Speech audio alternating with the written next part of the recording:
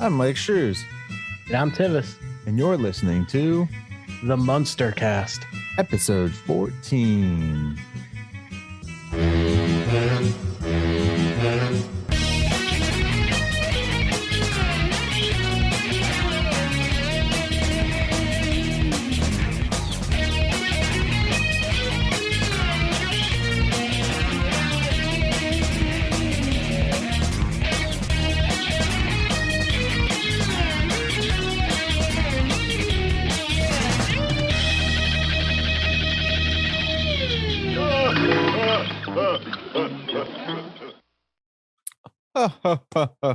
Welcome back, everybody, to the MUNSTERCAST. This is episode 14, and on this podcast, we discuss the Munsters. With me, of course, as always, I should say, is Tivis. Tivis, how you doing, man? Still tired, but here, present, Awesome. physically, mentally, hopefully. So today we watched episodes 26 and 27 of the 1964 Munsters season 1, just so people have some area of where we are if this is your first time joining us. If this is your first time joining us, check us out on the socials. We are on Instagram, Facebook, and Twitter, all at TheMunsterCast. And you can also reach out to us via email at TheMunsterCast@outlook.com. And I promise I am not going to repeat all of this again at the end like I have been. The email too is also so if you want to possibly come along with us for an episode. If you have, we have said in the past, if you have something you want to say, you can just let us know and we'll say it on air about the Munsters, like how you feel, where you came from with the Munsters, everything like that. Yeah, And share your story with us. Yeah, share your story. How'd you discover them? And if you don't want us to read it, just let us know you don't want us to read it, or we can keep it anonymous if you say that too. And then if you also want to just send us an audio recording, we'll just pop it into the show. And then people can actually hear your actual voice and your excitement and everything else like that for your love of the Munsters. And again, that is the MunsterCast@outlook.com. So without further ado, let's dive on into this show today, Tivis. All right. Season 1, episode 26, Far Out Munsters, aired March 18th, 1965, written by Dick Conway, Joe Connolly, and Bob Mosher. Directed by Joseph Pevney, who is becoming a mainstay, it seems. Mm-hmm. The guest this week is Alex Gary as Pops Murdoch, Kelton Garwood as the Hermit, Zalma King as the man with the beard, who is a very accomplished producer, director, actor, writer, and cinematographer. Oh my God. If you go to his IMDb page, is it long? Frank Kilmond as the bellboy, who played Logan in the 77 Wonder Woman. Sue Winton as the girl. Tom Curtis as the doorman, who played both Corrigan and John Daly in Star Trek. And finally, we got the Standells as themselves. Yes. Minus their original lead singer, though. Really? Is not their original lead singer. Yeah, he left before 64, and they replaced him, and then that's when they ended up, because they signed a contract with another company. Is that because I was looking at their appearance, and it's like a long string of one-off episodes where they're just like on everything that was on TV for a while. And a lot of the times they basically did what they did with this episode, which is cover song. We'll get into it because it's just like it's pretty much the entire episode. They just based a story around it. And one of they booked a band basically to play on TV. Yeah, basically. And one of the band members, his brother, is a very in-depth actor, I should say. I don't remember if I saw him in this episode, but my phone, I don't know where my phone is, and all my information was on my phone. Damn it. Crap. All right. Well, we'll get along, and if it comes back up, I'll bring it up anyway. So, all right. Anything else for this episode, man? Uh, no, that's all I got for now. All right. So, episode 26, Far Out Munsters, as Tivis said. A rock group called the Standells pays the Munsters an exorbitant fee to use their house, for the weekend. But the Munsters are unable to adjust to the cleanliness of their hotel, and they return home and find a wild party. At the party, the Standells perform a cover of the Beatles' "I Want to Hold Your Hand." Herman improvises a beatnik poem, and Lily sings the English folk song "He's Gone Away" while playing the harp. And go. Well, first of all, I managed to watch these couple episodes with my wife again, and she was actually really into this one. It's because it really wasn't an episode. It was more of a show. So we open with the family relaxing in the living room with the cat, minus Eddie, who comes in a few seconds. But I want to point out Herman starts making popcorn out of a can. Is that something that used to be a thing? Oh, I'm sure it probably All right. It might have been like an old camping thing too. Like you could do that. I wasn't sure if they're making a gag out of like canned corn, maybe, but I'm pretty sure camping we've made popcorn in cans like that. The prototype to the kettle. You use what you got, Tivis, man. Come on. The Munsters are hard on times. They're only winning $5,000 every so often. Yeah. Oh, yeah. So Eddie comes in with a new record that he wants to play. As he puts it on, everyone freaks out. Yeah. Grandpa's head begins smoking. Herman's can of popcorn begins popping in his hands. The record player explodes and Herman is pissed. Yeah, it's very reminiscent to, like, I guess, like, what was it in the 70s, 80s? If you brought home a Kiss album and played it for the Rock Revolution or whatever. Yeah. And because I don't know if that's what they're covering or not, but the Standells were kind of like a punk band for the 60s. They're described as a garage punk band. Yeah, a garage punk band, garage rock. So I as soon as I saw that, I was just like, oh no, are they going to start calling this band the devil too? Because of Kiss? Because I always go back to like the whole Kiss thing. Like, parents just hated listening to it. And I mean, even when we were kids, like you had hip hop growing bigger and shit like that, and a lot of parents didn't like hearing that blaring. Parents don't like anything new, which I guess I've already been in that mindset since I was a kid, because I've hated everything new as well. All the music I like is pretty much from the 80s.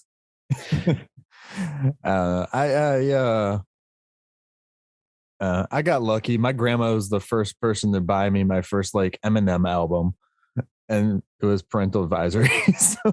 And she didn't know any better.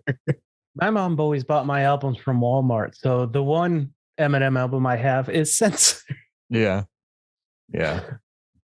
And so anyways, for the Munsters. Yes.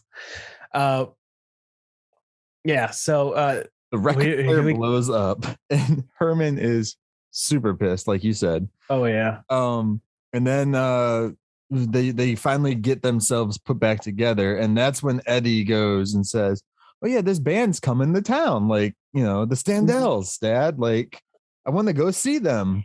It'd be the only time I'll ever be able to see them, basically. I'm pretty sure I change what I call them in my notes every time I write it, because we cut to what I have written here, the Strollers, who are talking to their manager. Yeah. I was tired. But yeah, they talk about how they destroyed their hotel room, so they have to find a new place to stay, which I'm like, it's hilarious that even back then that was a thing. Because who was that? Which band is it that is famous for causing the most damage ever? Motley Crue. Yeah. Thank you.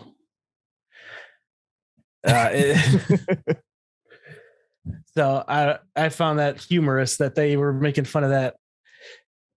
Well, they weren't making fun of that yet because it wasn't a thing yet, but decades before they predicted. Yeah. Well, I'm sure because like the Beatles and stuff, they probably had done shit like that when they first started, getting somewhat. They weren't as rowdy.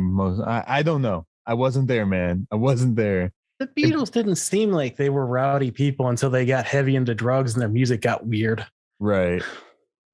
Yellow Submarine was a turning point. You also know they were very big. I'm sure their PR guys were really good at keeping the hush money going, flowing.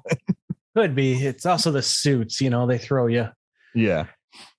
Which these guys wear suits in this entire episode, but when you that's what she goes, are they a Beatles cover band? And I'm like, no, they're an actual band. Yeah. If you go back and actually then look they play a Beatles song. Yeah. If you look at their actual pictures though and shit online of this group, like they're all black and white and stuff, but it's like they're wearing like leather jackets and stuff like that. Like they look like they should be rolling with the greasers from Grease. Like okay. So getting back to the show. Yeah. So the manager's like, all right, look, there's a place that we can rent owned by the Munsters. I sent someone there to go talk to them already. Was the guy who went to go talk to them the same guy as the manager? Yes. Because I swear how did he send someone already if he's going himself? All right, whatever.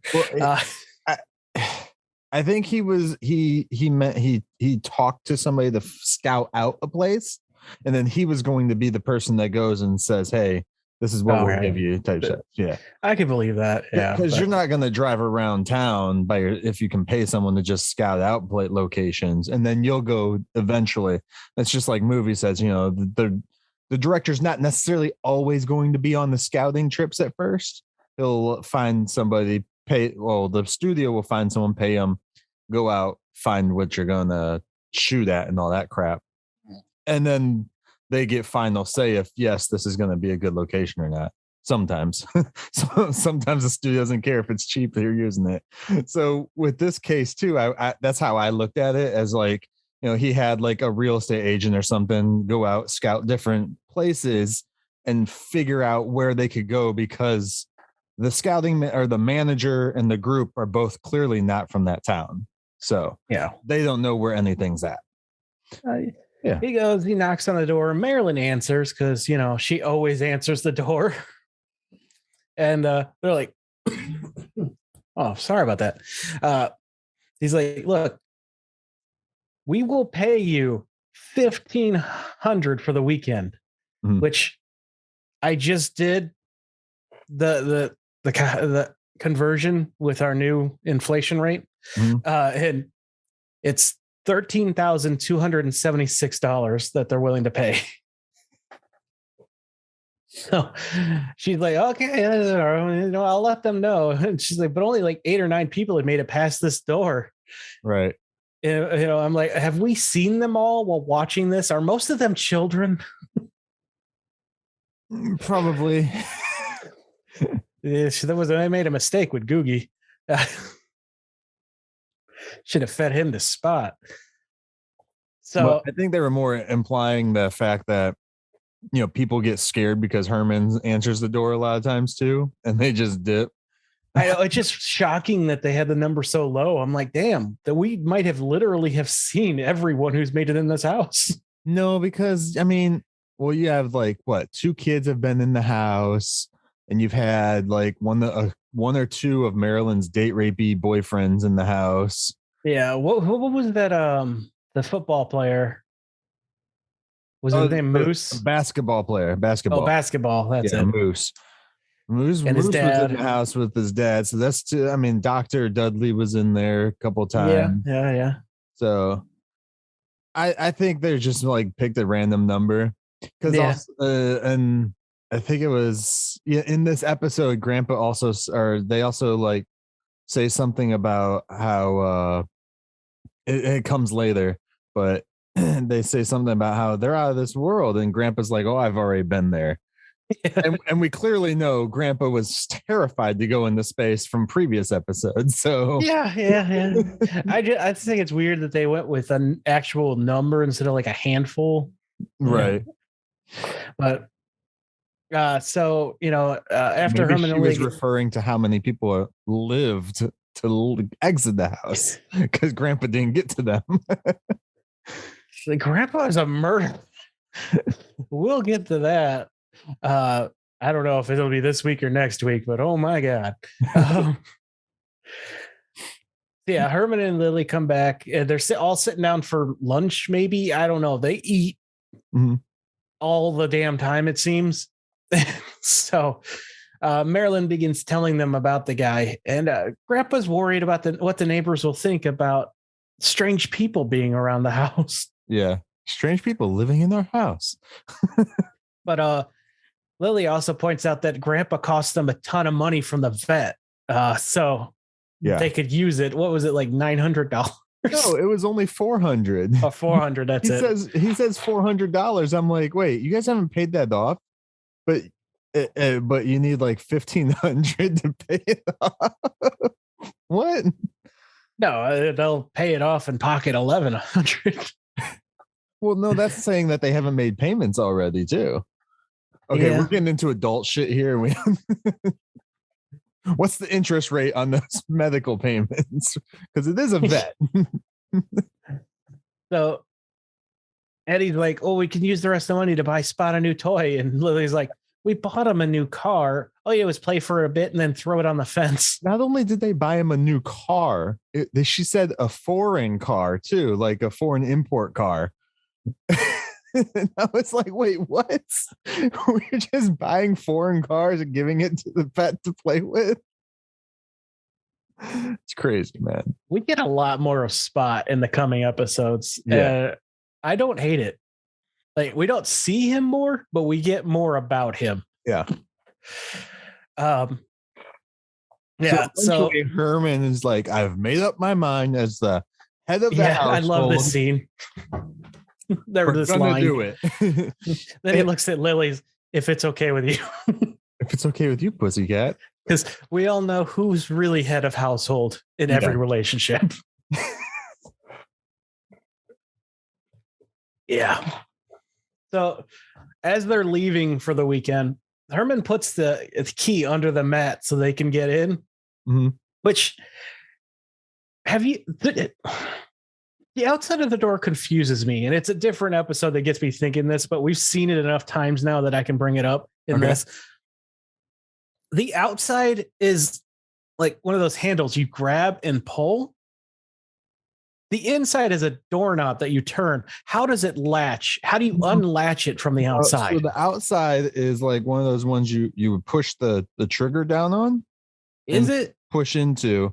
And then the inside is a normal like handle thing. My door actually has the same thing. It's not like a knob. It's one of those like other handle things that you pull down instead of twisting the whole thing. But it has that on the inside, and then the trigger little thumb thing that you push down to enter. All right. So I'm not familiar with this. It's confusing the hell out of me. I'm like, how do they get into this house? They have those a lot for double doors. Is it ever locked? Right. Well, you have them for double doors because it just looks better. Like ours is a double door, a double front door. So that's how I know that. All right. Okay. Then you get those weird people who buy double, have the double doors, but just buy normal doors, and it looks so weird. All right. It looks so dumb. Yeah. Then they put in a little post in between. So he puts the key under the door, the mat, and it's like Lily goes, Meryl goes, how will they know it's there? He's like, Grandpa does. Oh, is it Grandpa? Well, first of all, he puts it under the mat because he's like, we don't want just anyone entering our house. They're like, well, how will they know it's there? He's like, don't worry, I got that covered. He puts a sign up that says keep. Okay. And then Lily worries about the yard because it took them so long to get it how it is. So he puts a sign out that says keep off weeds. Yeah. It's just great. Yeah, and then this is a part where they walk over to the car, and then Eddie's like, "Oh, I want to say goodbye to Spot," and I have this in my notes, which I don't have my phone with me at the moment. But it's he runs over to the sewer, so apparently Spot lives in the sewer too, not just in their house. So I'm assuming there's a tunnel from the sewer into the house for Spot. How big are those sewers? Are they like New York Ninja Turtle sewers? Like, I'm wondering, I'm like, did Grandpa expand the dungeon after those guys broke out the wall? maybe. Yeah, 'cause I also thought, oh God, they left Spot in the house with these people. Yeah. Well, later we do see Igor's in the house with them too. Yeah, what about the cat that roars? Or is it just called Cat, right? It's just called Cat. And then you have the Raven, which we don't see in this episode. And we don't see the cat in this episode. So yeah. Oh, we do in the very beginning where they're all relaxing on the couch. But he doesn't give Lily's holding it. Yeah, he just yeah. Okay. Yeah. So yeah. Like, what the hell? The band rolls up, and then we cut to the Munsters who are driving downtown. Everyone's staring at them and running. They get out to go into the hotel. Herman's going to go park it in the underground garage. And Grandpa's like, oh, let me go with you. There might be someone I know there. Yeah. Yeah, because Grandpa doesn't understand underground is not necessarily underground. It's all cement parking garage. Yeah. Mm-hmm. Then the bellhop is like, here, let me help you to Eddie. We find out Eddie is ridiculously strong. Yeah. It also that Herman's shoes are ridiculously heavy. Real quick, since I finally got my phone back in my hand, I do want to jump back to the part where Herman's like kind of like, is that okay with you, Pussycat?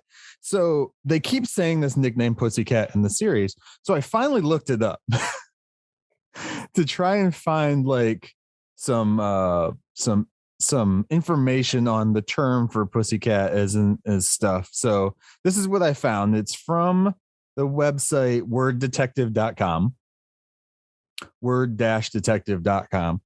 And it says Pussycat has also been used since the 17th century as a term for a girl or woman, especially one exhibiting characteristics associated with a cat as spitefulness, slyness, attractiveness, playfulness, etc.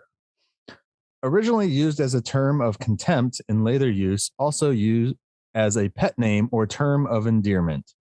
Since the 1940s, Pussycat has also been used mostly in North America to mean a sweet or gentle man, an effeminate man, or a coward. One of the most common modern uses of this sense is in regard to someone, male or female, who might be expected to be grumpy or fearsome, but actually isn't. And then they give an example. Bob couldn't sleep the night before meeting his prospective father-in-law, but the guy turned out to be a pussycat. So there's many meanings for this as endearment or making fun of somebody. So you can never know what way they're using it, because I feel they've used it in multiple situations in the show, and it can mean a bunch of different things. So I just wanted to point that out since we keep hearing the term pussycat in the show. That's real interesting to hear the history of it. Yeah, because I didn't know, and I was just curious, so I Googled it earlier, and I was just like, okay, so that makes a little more sense for like because I was like, pussycat has to be like an endearing term, but then knowing more history on it, it's like it's endearing and it can also be an insult. So, which is perfect for a husband and wife to use for each other, because they're either endearing or they're insulting each other. Anyways, let's move back along to the hotel. We're back in the hotel now. Oh, we're back at the house. The band is checking out the house. Igor greets them, I guess you could say. Yeah. And they go and look. Is this a piano or an organ? I can't tell. I think it's an organ, but it kind of sounds like a piano. I believe it's an organ because it has pipes on it. Yeah, that's what I thought too. Right. Yeah, they're extremely happy about the dust that shoots out of it. They're like, you could see the notes, man. Yeah. And then they go and check out the harp, and man, what the heck is going on with me? Although They're like, in this episode, I think that the one that they touch, that might actually be a piano because they do have a bigger system with bigger pipes set up somewhere else in the house that we've seen Herman play before in past. oh, that's the same one he's played. Is it? Yeah. It looked different. I guess it's from the camera angle. Okay. So yeah, so it's an organ. Just a small organ. They begin planning a party. So now we get the Munsters in their hotel room, and they are just not happy. Lily is pissed they paid that much, and there's not a single drop of dust anywhere. But they didn't pay for it. I thought they got put up in the hotel. They said earlier that they were getting put up in the hotel. They're complaining about the price, so they must know how much it costs. But I mean, you're not paying for it. Don't be that Karen. Come on. You're not paying for the damn thing. I don't know if you're calling me a Karen or her. No, her, Lily.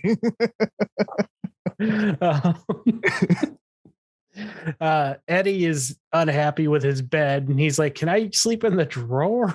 Fucking spoiled ass kids these days. Oh, the bellhop's wanting a tip, and Grandpa does magic and gives him a golden nugget, and he's like, "Oh no, he doesn't give him a gold nugget. Because Marilyn says he wants you to grease his hand, which it is an older way of saying, you slip him some money or something like that. Mm-hmm. He goes over there and puts a pile of grease in his hand. That's what that is. That wasn't a gold That's what nugget. that is. I thought it was a gold nugget because he seemed to look bewildered by it and didn't even take in Herman walking past him. Yeah, he did. He kind of looked a little freaked out when Herman walked up to him, but he didn't know what to do because it just randomly appeared this gook of freaking grease in there. Oh, that's even funnier. Yeah. Because I was thinking in my head, I'm like, if he has the power to just make gold, why do they have financial problems? Right. Herman complains about everyone quitting the second they see him. You know why they have financial issues? It's because Lily is spending so much money on dust and cobwebs to decorate all the time. True. Anyways, yeah. So all the people in the hotel are just up and quitting. They don't want to deal with seeing Herman, which is the stupidest. Like, why? Why would you quit your job over one person? Anyways. Yeah. So we cut back to the party, which is really filling up. Yeah. And real quick. Yeah. Did they give a name to the hotel? Like, were they making fun of a specific hotel, or did they not do that because they were making fun of it? I don't recall a name of it. I can check the trivia when we're done, but I don't believe so. I was just curious if you had seen like a name on the building or not. Okay. Yeah, we see all the guests coming into the house. Then we cut back to Lily packing up to leave, and they're saying, we're just going to have to go kick this band out and get our house back. Yeah. Even Marilyn, by the time we see them get back to the house, which is still in a bit, her hair is so disheveled, which is hilarious because, she's the normal person of the family. Yeah. And she's not happy with this place. I think she's just too used to the messy areas and stuff like that. So I don't know how she doesn't have asthma already. It'd be interesting to see how Marilyn's character plays into like the newer stuff, because you'll be able to see how cleanly she is in color. Not necessarily Rob Zombie's, because we still don't know if it's in black and white or color or not yet, but I'm talking like we haven't even seen Marilyn yet.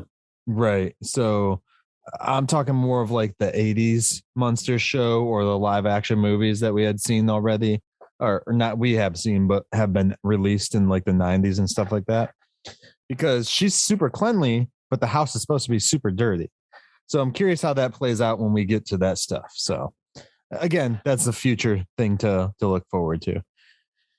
But yeah, So yeah, even Marilyn is she just wants to get out. She's just like, this is ridiculous. And she might just be an empath and just feeling her family's pain and wanting to go along with that too. So you good? Yeah, no, just thinking about the movie again, and I'm thinking how weird it is. We still don't know our Eddie or Marilyn. Because Eddie is really going to be Butch in the suit, like you said before. We're getting all these other, new characters or vague characters. Mhm. I don't want to get too far off topic, but it struck me just suddenly as, wow, this is real weird. Why haven't we seen them yet? Maybe they're keeping the secret. Yeah, maybe. But then why? I don't know. So yeah, they roll up to the house and they're confused by all the cars. Mm-hmm. Oh, first of all, they have to tell Grandpa they're leaving because he's sleeping in the closet. Like I said, Grandpas can sleep anywhere. Yeah. He's just hanging out in there, So they get to the house. They're all the cars all over the road, and they're like, all the lights are on in the house, which they're like, that's the first time I've seen that. It's so bright. Lily's like, I hear music, and Herman's like, maybe we should go back to the hotel. He was like, hell no, get in there, kick him out. Yeah, he has to do it as head of his household. So he begrudgingly goes up to the house. Yeah. Somebody actually just lets them in because so it's a guy and girl. The girl says something to them, and I have no clue what the hell she said at all. I don't know. I don't recall. It was like mumbling, and the music's playing. I couldn't understand her. Yeah, they get in, and the band is playing as they walk in. Grandpa starts getting into the song before anyone else, but the rest of the family look horrified as we get close up on their faces as the band plays. It's like one of those horror films. Yeah.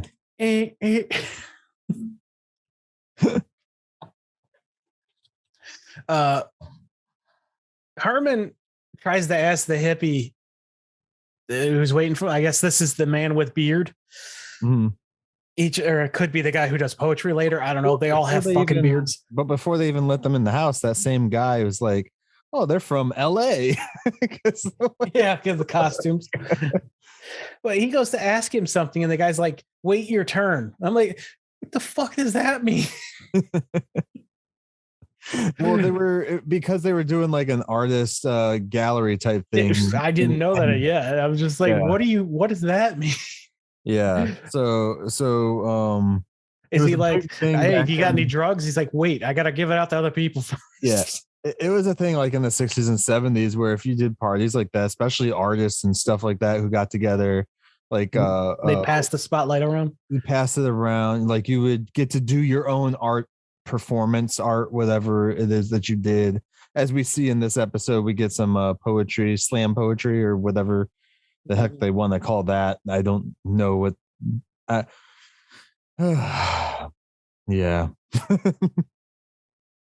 Yeah, so they're playing I Want to Hold Your Hand by the Beatles, and Eddie's like, oh, this is the guys who are on the album, and the entire family starts getting into it now. This is where Eddie mentions, does this send you out of the world? And his his ears start smoking again, which my wife had a ball with. I don't know if that cracked her up for some reason. Like, this happens quite often. Herman whistles, Lily's like grooving. He whistles like a train too. Yeah, he does. Because he'll put his fingers in his mouth and blow the whistle out, and then goes. It's crazy. Then the poetry starts, and this is where I kind of checked out a bit. The family looks confused, and so am I. I don't. This part, bro. Yeah. I was just like zoning because it was just like a 10-minute concert with the Standells. I was like, "What are we doing?" I would have preferred more music. I was like, "There's nothing really going on. It's just the concert, and then like the Munsters' reactions to the actual music being played." And then we somewhat get a reaction to the I was about to say stand up to the poetry. I feel like the poetry went forever, but then I'm not into poetry, so I've seen better poetry done by drunk people, so I think we got better poetry from Herman here in a second, where he just says random shit. Yeah. It's also the delivery. It's the delivery. The one dude just looked like he was part of the Manson family. So I was yeah, he did. That was my exact thought. Yeah, like I said, Herman gets up there, just starts saying random words, switches the sayings, and everyone in the room loves it. Lily is up next. She plays the harp, and I forgot this was part of my notes too. Before you do the harp part, so the harp is there. Yeah, and the Standells walk into the room. This is a group of freaking musicians. Okay. And this is what they called the harp when they saw the harp. Oh, yeah. I forgot about that. Hey, it's a lopsided guitar. Guitar, actually, they said. A lopsided guitar. And I was just like, wait, y'all are musicians. What? Even if it's part of the script, I would have been like, bro, I can't say that for my own, like... Maybe he's not the bright one of the group. Maybe. If we watch any of these other shows that they appear as themselves, maybe he's also that equally, baffled by things he should know. Yeah. Okay, now you can continue. Maybe he goes, look at this weird ass fork. It doesn't have holes. Yeah. Yeah, so they love Herman. Lily gets up, starts playing the harp, and the actress is a wonderful singer, but it didn't even look like she was touching the strings. I would have to go back and rewatch, but I know with a harp, it barely looks like you are touching, because we have one at our church that they play, and I have to mic it up real nice, which is awesome, but it really just looks like she's gliding her hands and they're putting in the music. That's usually how you do it, but they probably did also dub it over too. You don't really hit the strings like a guitar, as the dude said. I'm not gonna forget that line. Yeah, the party's over with, everyone leaves. They give Herman a signed autograph for the Standells as they stand in their destroyed living room. That was Eddie. They gave it to Eddie. Oh, they gave it to Eddie? Oh. And they're like, oh, yeah, that was a lot of fun. Furniture and stuff just piled up all over the damn these upturned tables. And then we cut to the next morning and they're all having breakfast. Grandpa's like, I fell asleep as soon as I hit the slab. And he's like, Lily goes, you want me to warm your coffee up? Don't worry, I got it. He sticks his finger in it and it begins boiling. Yeah. So does that mean Grandpa is like super hot or what? Was it magic or just he has hot finger? I don't know, man. I don't know. Yeah, Herman is glad that they're back to normal living.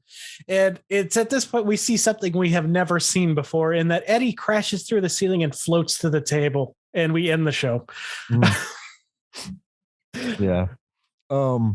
So my first thought on this episode when I started it. Yeah. So the Munsters made their own Airbnb before Airbnb. That's basically what they did here. It's awesome. Yeah. That was my first. That was literally one of my first notes that I had written down. Munsters Airbnb. Then I had written down, leave it to a bunch of free living artists to be the most accepting group of the Munsters we've seen so far. Yeah. So that's got to tell you something. It's they had a similar, I'm going to say it. They had a similar Addams Family episode where they meet a beatnik, and he is they're all like loving his lifestyle and he's getting along with them, even though he's still like, I need to get out of here before I get killed. But these guys are all right. Yeah. So if you keep mentioning the Addams Family on this show, we're gonna have to replace you, Tivis. You can try. Audience, if you want to keep hearing about the Addams Family, let us know. If you want me to call Tivis out on it every time, let me know. It's just so because they aired at the same time. They're similar concepts. They have, it's just when they do similar stories, you can't help but compare and contrast. And you might not hear it, Addams Family, from me for a while because I haven't been able to keep up on. I've been barely been able to keep up on the Munsters with the show. Yeah. I have not watched an Addams or Gilligan's Island in some time, unfortunately. Okay. Good. Yeah. All right. So what do you got for me for the rest of this? So I am going off of IMDb because I did not have time to do this on my own this week. I did find so Larry Tamblyn is one of the band members, one of the real life band members. He plays the lead vocalist and keyboard player. Yeah, the keyboard and lead vocalist. His brother is Russ Tamblyn, who has been in so much stuff. Most recent thing he's been in is The Haunting of Hill House. Wow, I lost my voice there for a sec. Twin Peaks, for Twin Peak fans out there, I know that. So his niece is also Amber Tamblyn, which she was in 2.5 Men, Why the Last Man recently. And a bunch of other stuff. House, apparently she was in a lot of. Well, one that his brother was in that I found was nice. Not only is he in both Twin Peaks, I guess he did the reboot or the relaunch and the original, but this is something that for both of us, he was in Quantum Leap. He did a couple episodes of Quantum Leap. Where'd they go? Oh, he did a episode of Quantum Leap. A episode, yeah. I was reading different things here, but yeah, so he's done a shitload of stuff. A lot of things that I've liked. So that's kind of cool little thing on the guy who was in the show's brother. Yeah. Not even the guy himself. But yeah, so I thought that I didn't know about his niece. That's real cool. I'm actually enjoying her performance in Why. His niece would be Russ's daughter, I believe it is. Mm-hmm. She plays Jenny Harper on 2.5 Men, if anyone watched that. Yeah. That's a more recent sitcom. So yep. Awesome. Apparently she was in The Grudge as well. The Grudge 2. Yeah, okay. I've never watching any of those. So other trivia. She is in Why the Last Man, apparently. Yeah, I said that twice. Oh, did you? Yeah, I said I was enjoying her performance in it. Oh, okay. My bad. I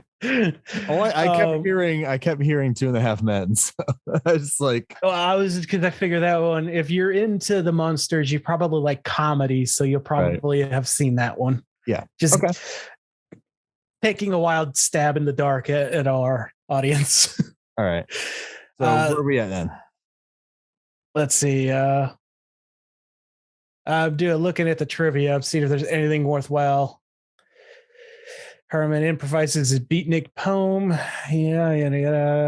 Herman compares the standout to Kate Smith, aka the First Lady of Radio, an American contralto singer. Okay, best known for her rendition of Irving Berlin's "God Bless America." Okay. Everything else we kind of mentioned or covered. Let's see. Goofs. The hotel room doesn't have a number. Well, who cares? Okay. Well, no. We're not going to go that route. That's for another show. All right. Yeah. So I enjoyed this one. My wife, it was nice having my wife who was enjoying it with me for once. Maybe it wasn't a goof that the hotel didn't have a room number, though. Maybe it was the fact that, oh, hey, this is such a high-class hotel that they're literally going to walk you to your hotel room so you know where it's at the first time, so you don't need to go find room 225. You're going to have someone walk you to it every time. People are dumb. All right. So now we're on to episode 27. Season 1, episode 27. Munsters on the Move. Aired March 25th, 1965. Oh, I don't know if I gave my thoughts on the last one. I enjoyed the hell out of that. Yeah. The music, just the whole theme of them having fun, Yeah. So back to they got paid for that. Yeah, they got paid again. So this next one, it was written by a newcomer, George Tibbles, who will go on to write Munsters Go Home. Also Joe Connolly and Bob Mosher, and directed by Joseph Pevney again. Okay. Guest this week is Eddie Hainley as the workman, who had a ton of roles on The Honeymooners, if anyone's a fan of that. Lenore Shanewise as Elmira. Alma Murphy as Susan, who will return as a different character in a future episode. Jan Arvin as Popa. Bella Bruck as Mama. Charles Steele as Elderly Man. Nydia Westman as Elderly Woman. Joey Scott as Jerry, who this is his last acting credit. And Bert Freed as Mr. Dennison. Okay. Awesome. So on the website I normally use for the synopsis, this synopsis literally gives away the whole episode. So yeah, if you haven't watched, of course, why are you listening anyways? But just so you people are aware, this gives away the whole episode. Munsters on the Move, episode 27 of season 1. In order to accept a promotion, Herman has to shuffle his family off to Buffalo. Eddie refuses to go. Grandpa has already sold the house to a wrecking company, so the Munsters have no choice but to wage war. Wow. What? You were laughing. The grandpa, he's already sold the house. Of course he has. Let's dive into this episode where we start off with Munsters on the Move. We open with Lily making dinner and an explosion happens. Grandpa says Herman's home. I didn't quite understand it at first, but it was obviously him slamming the door. Or busting through the door. Yeah. The pans fall off the wall and Grandpa criticizes how poorly she hung them there. Yeah. Grandpa's just an asshole this episode. Herman comes in with exciting news. The brand, they're beginning to branch out, which, what is his job? The parlor is going to make they're just setting up supposedly like a new facility in another state. Yeah. So that's all it is. Which, I mean, is that normal? I don't know what we think his job is. I'm sure because we assume his job is working for like a funeral home. I know for a fact in Michigan, there's the Clocks, which is a family who has been in the news many times for doing bad things, but they're a family. They don't necessarily own the same, work together, but they're a family who owns separate funeral homes. Yeah. Right. Well, they probably might all be under one corporation, though. So that's the thing. They're individual. The family's feuding with itself, according to many news articles. It's a weird ass thing. Look up Thomas Clock III. But I would say that bigger funeral like companies would probably have branches in different cities and stuff. I mean, death is like the perfect game. Everyone's always dying, so you're never going to be out of business. I know that just struck me as weird. Yeah. But yeah, the problem with this is they have to move to Buffalo, which means selling the house. Mm-hmm. Which right now they are in California, correct? Yes, I believe we established California. Yeah. Okay. With the radio. Yeah. Yeah.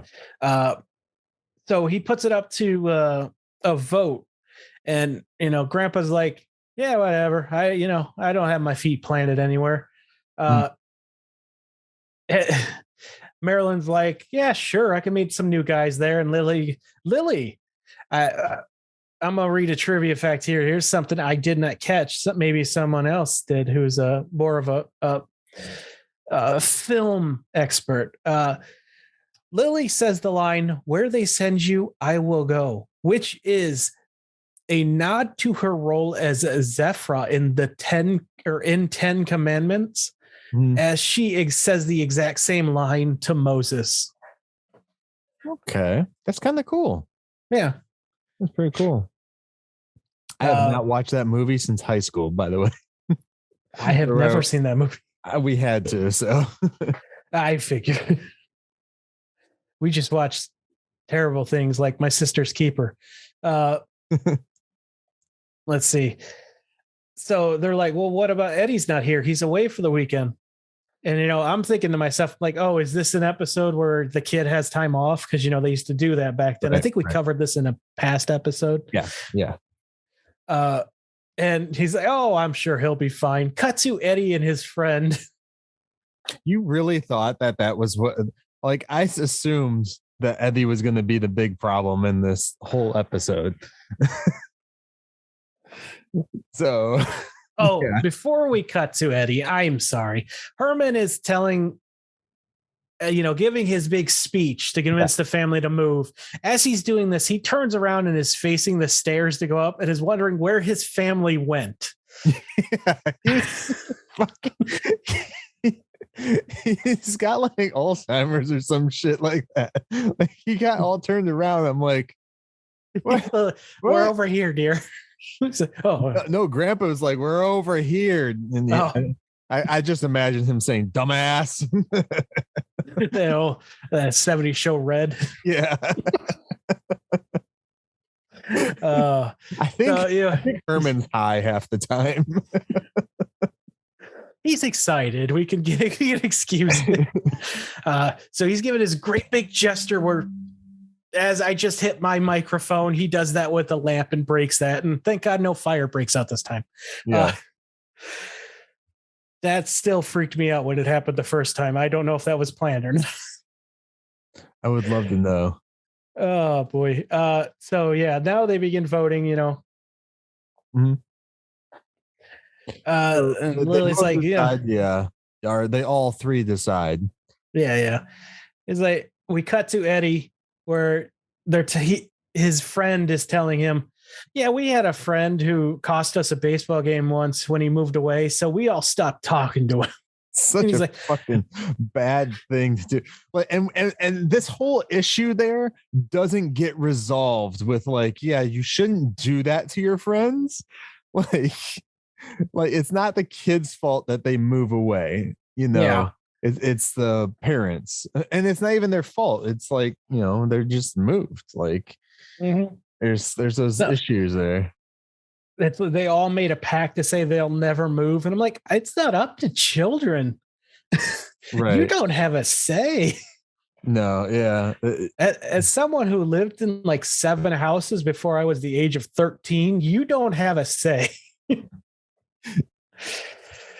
Oh, that was fun. Nowadays, most kids, they just play video games with each other online anyway. So it's not like they're. Oh, yeah. I wish we had the friggin' internet. I might have kept some of my old friends. Oh, it's so nice to be able to talk to people. Yeah. I think we cut to, where are we now? I did not. We cut to Eddie doing that, and then we cut back to the house. They have people showing up. That's what's going on now. This is like the whole montage of people just showing up. It's the first people that show up. The lady's like, this looks like one of those old houses that gets struck by lightning and burns down. At that moment, lightning hits the roof and it catches a blaze. Yeah. That's awesome. And then they book it.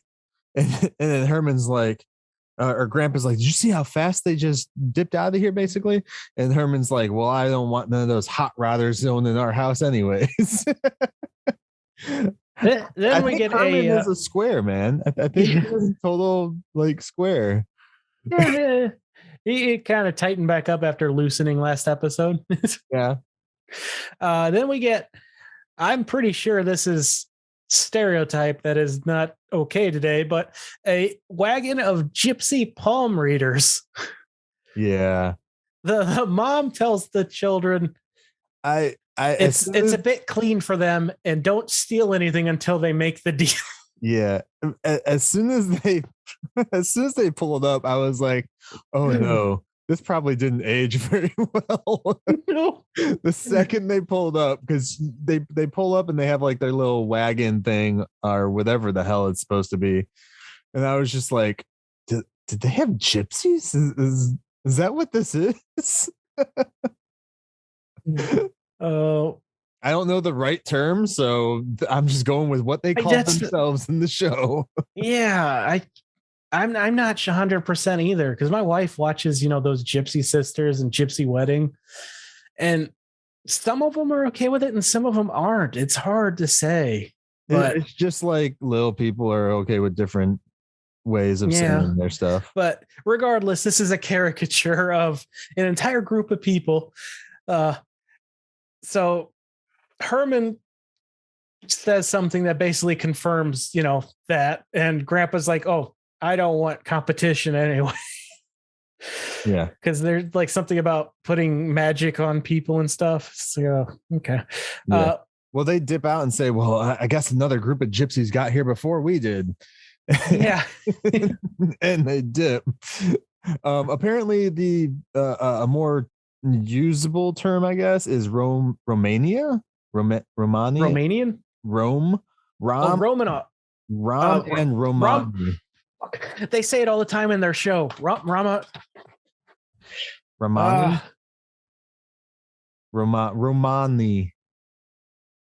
I don't know. It's Romanian, basically.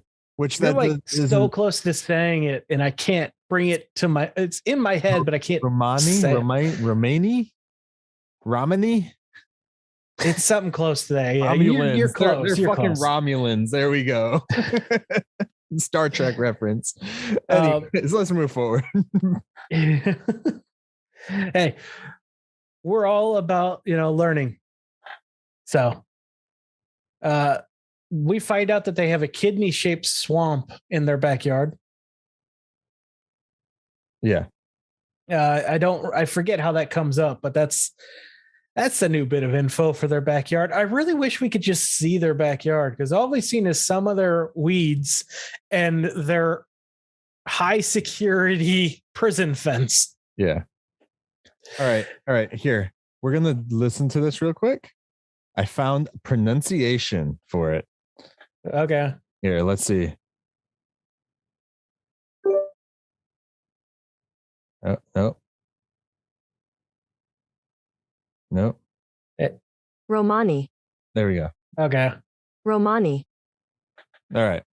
Those aren't exactly the most reliable pronunciation. Yeah, I know. It just sounds like. Anyways. Go check out a clip of one of those two shows I mentioned if you want to hear it. Yeah. I like to learn some things too while we're doing these shows. So, yeah. Fun. If people want to learn more, they can listen to our other show, because we go through a lot of crap on there. Yes.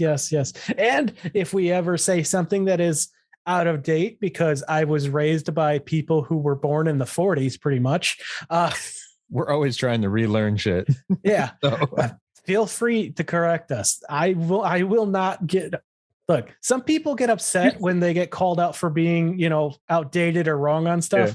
I don't care. Did you say you were raised by life is a learning experience? What? You said you were raised by people in the 40s? Yeah, pretty much. My grandparents, like everything about me, I got from my grandparents. Even my hoarder problem. My grandpa was a hippie, so. Oh no. It explains a lot with me. And now we get two old women pulling up to the house. They're like, there's going to be some good relics in here. Yeah. Oh my gosh. The stereotypes of these people too, man. It's just like, what are we doing? They just go inside because there's a sign that says open house. Well, usually with open houses though, like that, you just go in. Yeah. But usually there's also somebody close by to the front door to welcome you in and say, hey, there's Don't eat the cookies. I'm just using it as a smell for the house. Okay. They look in and they're like thrilled by everything. Oh yeah. Yeah. It would be, but would a lot of these things be that antique to them in that time? I guess so. It had to be some of them. They go over to the stairs and they're like, look at these. And then they accidentally open Spot's door and they run for their lives, doing one of them jumps over the fence, which I'm pretty sure they didn't even replace him with an actor. They just threw a doll. Yeah, and before they do any of that though, too, it's a nice touch before each one of these like people get scared off or whatever. They make them bad. Like they show they're bad, like the gypsy people that came in first. Like you see that they're bad. They're literally talking about stealing shit. And then with these two old hags, like they're like, oh, we're gonna take them. We're gonna tell them that this stuff isn't worth anything and take them for the ride, and all that crap. So and clearly they rob people blind because they were looking at the coat rack and they're like, oh, it's already got the wormholes in it. We don't have to do that now. You shouldn't be doing that in the first place. So what are you doing? Anyways, the whole time I did like that though. I did like that we're seeing their swindlers before they're getting punished somewhat in a scareful way. What we see while the old women are running away is the family was sitting down to eat, which confuses me about the open house sign again. Because generally they don't want you around. Well, nobody was really coming in, so I think they were just like, screw it. Yeah, I guess. And they were selling the house themselves. They didn't have a realtor or anything like that. Yeah, they talk about something scared Spot. Yeah. Or no, that's a different episode. He has a bad indigestion from eating telephone poles. Yeah. So, like, how does the city not come after these people? All the stuff that they destroy. I mean, maybe they bought old telephone poles and that's what he was eating. So we don't know. It's not like he went out on the street. We don't know that. Herman's going to go go to work to get boxes and tells Grandpa that he's in charge. And as Lily walks away, we see Grandpa's giant rat trap that he was going to kill Googie with just laying there as he's trying to catch people to buy the house. Well, not only that, did you take Herman going to work and getting boxes as him going and getting more coffins? Because that's totally what I envision. Yeah, they're like, packing in the coffins. Packing the coffins. But Herman takes the rat trap and throws it on the roof. Yeah.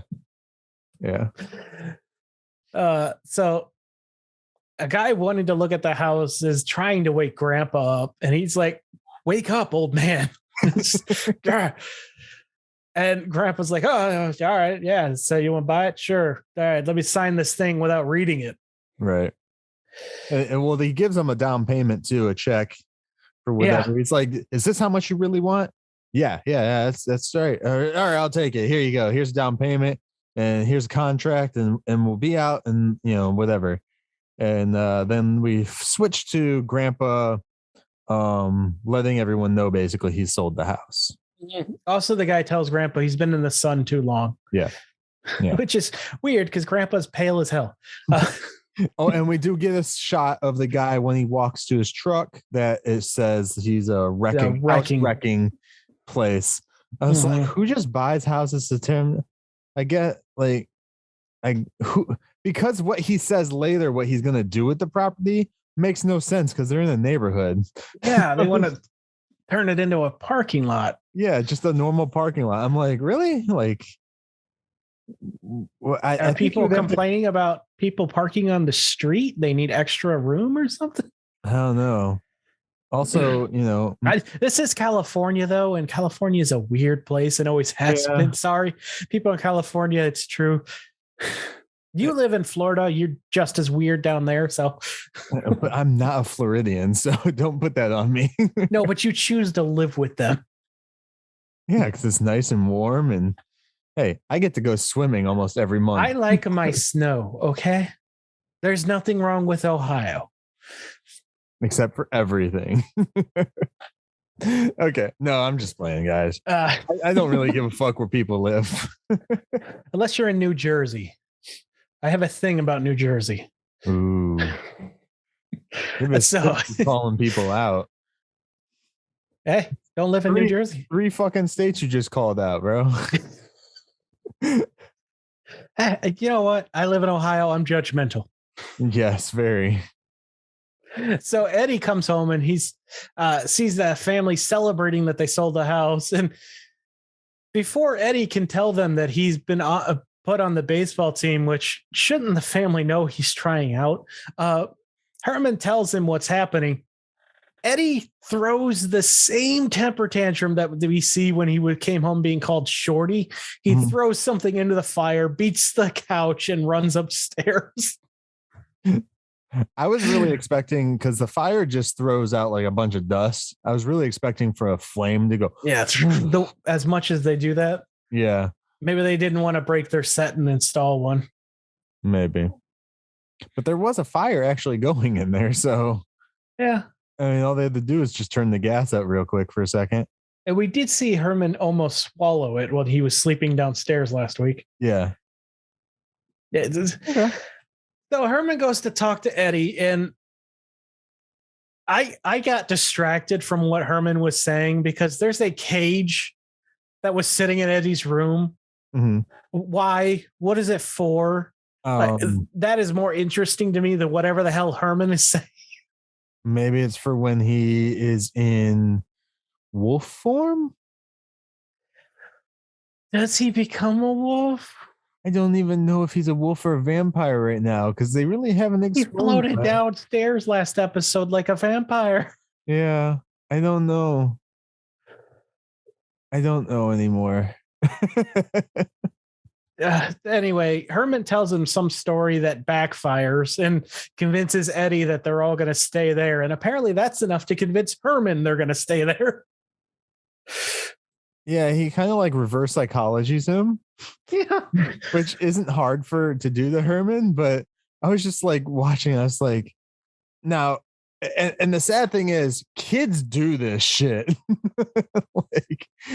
like I've seen my kids try and do this, but I'm just like, yeah, we're going to do what I said because I'm the adult here. That's the best thing about being a parent is you can do the annoying thing of because I said so. Yeah. Well, which is why? Because something I hate. So. You'll love it when you're a father. Oh, I'm sure, but I really hate when people do it to me. I'm sure your wife does it all the time too. Because I said so. Yeah. Yeah. You see this ring? I tell you what to do, bitch. No, I meant like her saying that. Yeah. Yeah. I know. We're the aforementioned bitch. Yeah. Bitch is I gotcha. A dude, not a girl. So right. Eddie, the next morning, Eddie comes down and he's so excited about not moving. And he's also captain of the baseball team, apparently. Yeah, he just like automatically became captain from tryouts, I guess. And he's like, I haven't been this excited since Grandpa dug spot up for me. Yeah. So then he leaves. And Grandpa's like, oh no, he doesn't leave. Herman leaves. No, Eddie leaves, and then Grandpa turns to look at him, Herman, and he goes, "What the fuck?" Yeah. I can picture Grandpa saying that. The fuck, Herman? Marilyn, are we gonna get like the DC dark version of the Munsters? Like, the fuck, Herman? What are you doing, man?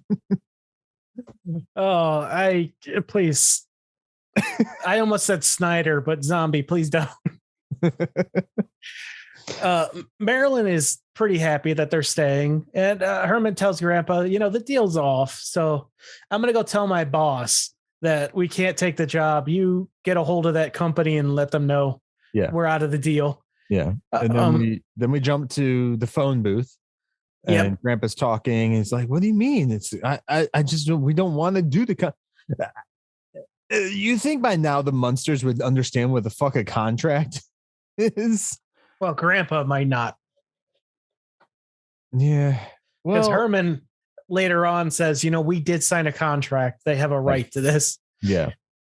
So Grandpa's just in his ways, in the old country, they didn't have to worry about contracts. They could just keep them.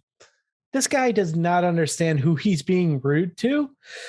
And I think that is primarily the reason we get the scene we got next. And pretty much my note here is when he goes to sleep tonight, no one's going to be able to find him in the morning. Yeah.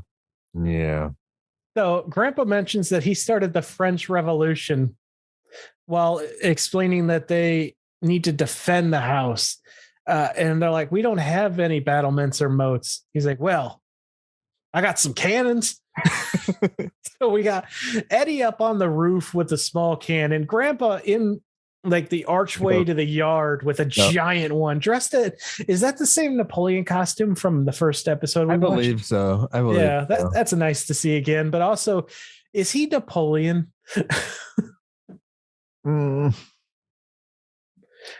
No. Right. Well, I guess he can be photographed. So maybe. Yeah. Oh, now my mind's blown about the whole family portrait thing. How did the vampire get photographed? What the hell? Oh, yeah. Both Lily and Herman are in it. You mean Lily and Grandpa? Yeah, Grandpa. Herman's not vampire. So did you notice Lily's sash? No. It says Henry the 14th go home.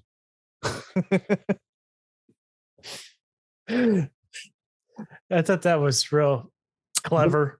The nice thing about these episodes that a lot of times they do throw in some cool like little historic stuff. Yeah. So the wrecking crew arrives with 2 bulldozers and a wrecking ball. The dude who bought the house plans to go through with it, even with them there. He alludes to the fact that he ran over old ladies. Yeah. Grandpa fires the cannon and it backfires on them. This is the 60s, so that wrecking company was probably torn down a few hippie trees that the hippies changed themselves to. So wait this until is the where word hippie is no longer okay to say. They're the hippies. This is where he mentions that he cost them the battle at Waterloo, which is why I think he might be Napoleon. He might be. So Herman comes home and he's upset with Grandpa. No more violence. Grandpa's like, oh, why? Why do you have to be such a... Yeah. He tells them, hey, we signed the contract. We did this. This is our responsibility. We have to find another way. Let me go talk to him. Tell him let's get an extension on it. Try to find somewhere to live if we can't get out of it. Right. And then he walks up to the meanwhile, guy. Eddie's on the roof. Kick their ass. Yeah, basically. It's like, destroy him. Herman. Oh, go on. Well, Herman's trying to talk to the contractors, and they're like standing away from him. So he moves the 2 bulldozers out of the way to walk up to him, just to turn around and walk back to where he was. Yeah.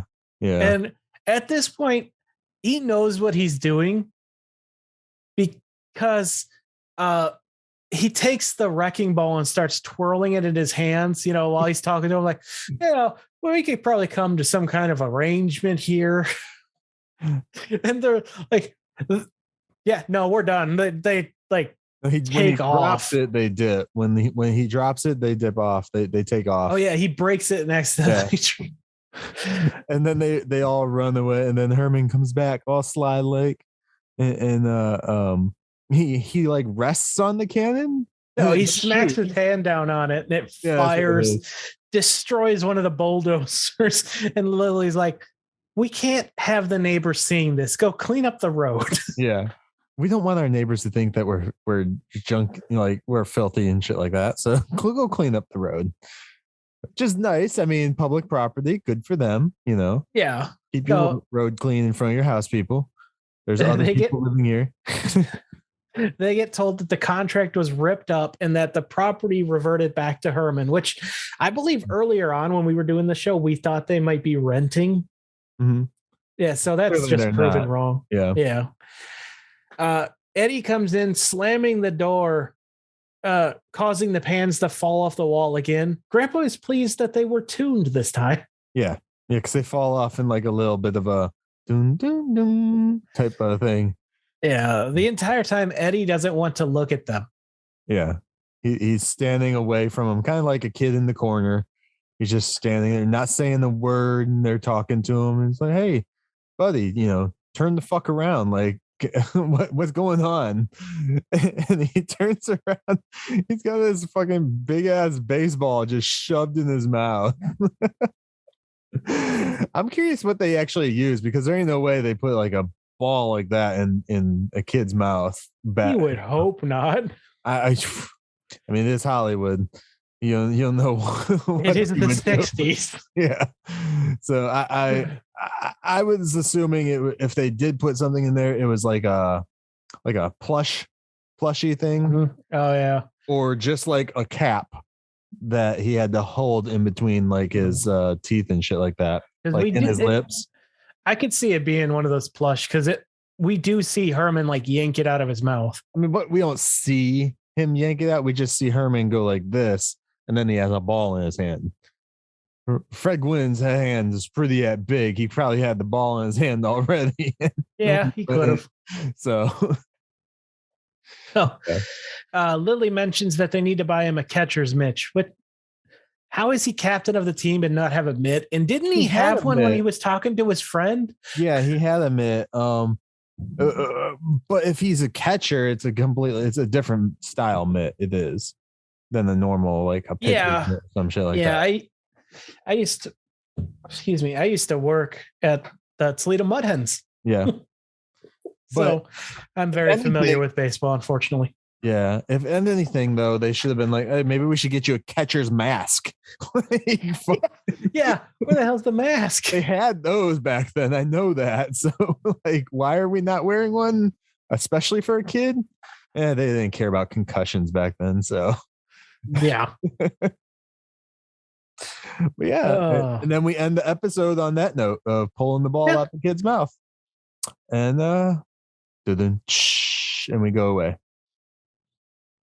Yeah. It's we missed a part though of Herman busting through a door and then Spot having to go fetch him. I don't recall where it was. Is that this episode?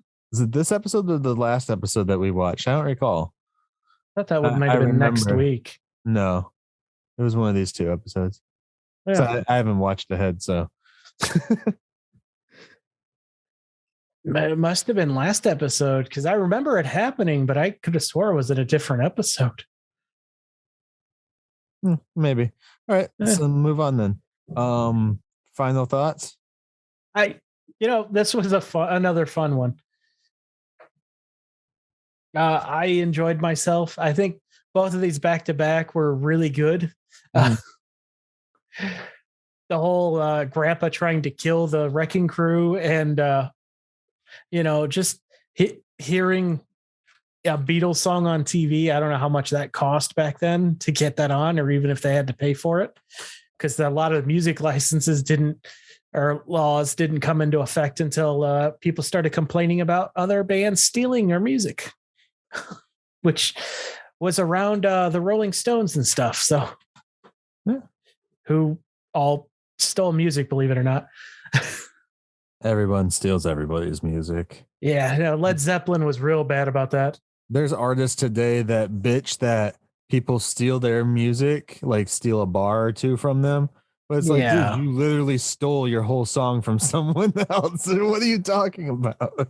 Yeah. You're just the current person to have said that thing. Like, get over it. Yeah, I had a lot of fun with these. Yeah. Both of these. The There were two good ones.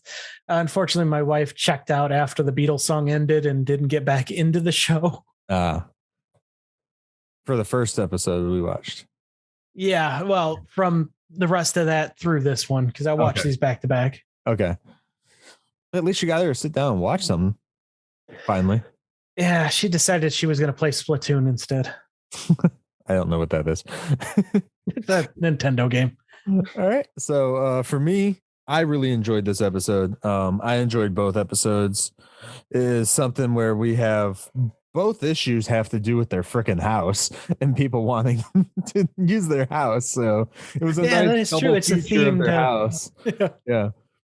So it was a nice that they lined up for both back to back for us for this one episode. So that's pretty cool. Yeah, other than that, I don't have anything else for these guys. What do you got for me on this episode here? The only thing I didn't say was Herman sings Shuffle Off to Buffalo, a song introduced in the musical film 42nd Street from 1933. Yeah. The lyrics talk about going by railroad to Niagara in a sleeper for a honeymoon. Niagara Falls near Buffalo was a long popular honeymoon destination. I've never been to the Niagara Falls. Yeah, my wife's been to both sides of them. She used to go to Canada all the time before they did the passport stuff. Oh, having to have your passport? Yeah, that's where her grandma lived. Before you She was from Britain. She moved to Canada. They used to go up there all the time. Before you could get across with just your ID, now you have to have a passport. Yeah. Which just get a freaking passport, Tivis. I need to go see this Niagara Falls for sure. Yeah. All right. I have nothing else left for these two episodes. I really enjoyed them, and like I said again, there's a nice back to back, and that now we finally know what pussycat means when they say it to each other too. Yeah. So that's always cool. Dude, the Munsters, they need to kick Grandpa out, and maybe they wouldn't have so many issues. Yeah. Oh boy. Please let us know. Email, comments, all the stuff we said at the beginning of the show. Mm-hmm. What you thought of these two episodes. Yeah. We love hearing from you guys. We really do. And be sure to join us next week with movie star Munster and Herman the Rookie. Awesome. Episodes 28 and 29, correct? Yes. Awesome. Cool. So we got that going next week. And then like we said, like Tivis said, message us and stuff like that. Leave comments wherever you find us at. And again, the email is, if you want, review us. Yeah, review us, leave us some stars or not stars, critique us if you would like, not just review. I love the critique reviews because those ones are always better. Yeah. Than just somebody saying, oh, these guys are cool, or oh, they suck dick or some shit, like just what do you like, what do you not like? Right. So let us know. We're having fun, but we want the show to be also enjoyable for you. Entertaining. Yes. And insightful as well. Hence why we try and find some extra bonus content to let you guys know about what's different actors, different things like Pussycat, and all that stuff. So with that said, Tivis, you got any last words? Oh, I was going to drop the email again. It's TheMunsterCast@outlook.com. That's right. There you go. Hey, remember when he said he wasn't going to repeat it again? No, I will always repeat the email just in case. Oh, okay. Okay. The socials, I don't need to. All right. And everything's always in our descriptions anyways, people. So if we ever just decide not to do it anymore, find it in the description. All right. Tivis, last word. Yeah, if you ever decide to move, make sure you're either going to move or that everyone's okay with it. Don't listen to your kids. Don't give children power. And if you're going to Airbnb, make sure it's to a dope rock group, like the what are they called again? The Standells. Standells? Yeah. Yeah. Were you going to say Motley Crue? No. God, never rent to them. I don't even know why people go to their concerts. All right, guys. With that said, thank you very much. And we will catch you next time as we take another stroll down 1313 Mockingbird Lane.